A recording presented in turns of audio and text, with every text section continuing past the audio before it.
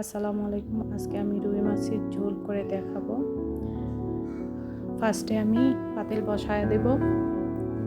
পাতিলটা গরম হলে তেল দিয়ে দিব।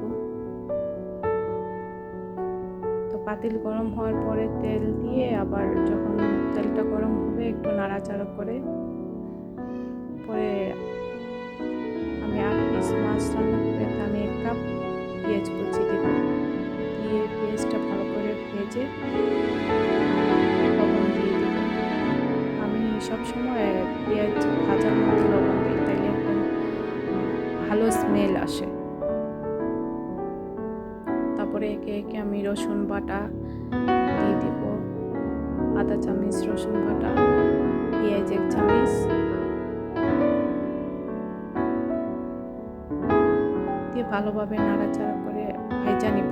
সব কিছু উপকরণ দিয়ে ভেজে নিব। তারপরে হলুদ গুঁড়া দিব, তারপরে মরিচ, তারপরে ধনিয়া দিয়ে একটু পানি দিয়ে একটু নাড়াচাড়া করব। তারপরে আগে থেকে আমি মাছটা ধুয়ে রাখছি ভালো করে,